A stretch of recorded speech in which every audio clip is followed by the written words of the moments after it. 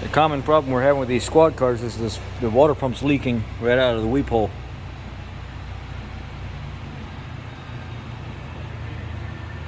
And it throws it up on the coolant bypass thermostat housing.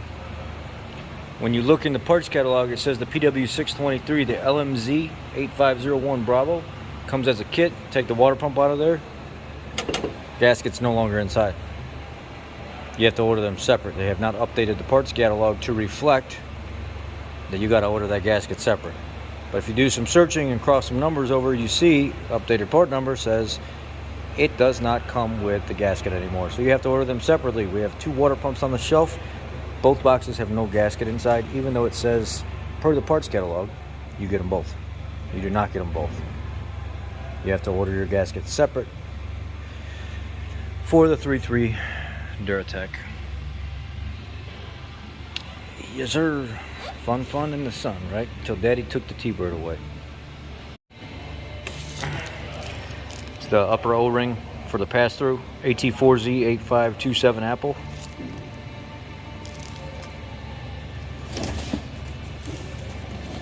Here is the thermostat coolant bypass. BL3Z 8 Apple 586 Golf. It's the whole entire housing assembly.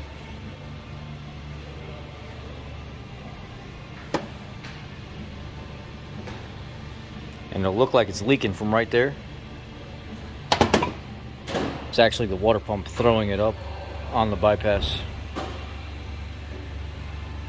Pull the 10 mils out of the front of the water pump and then look, and you'll see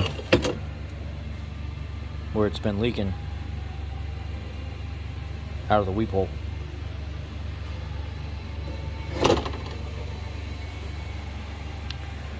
I think you have to transfer the clip over. I'm not sure. It's been a little bit. Anyway, yeah. I'm going to my new home.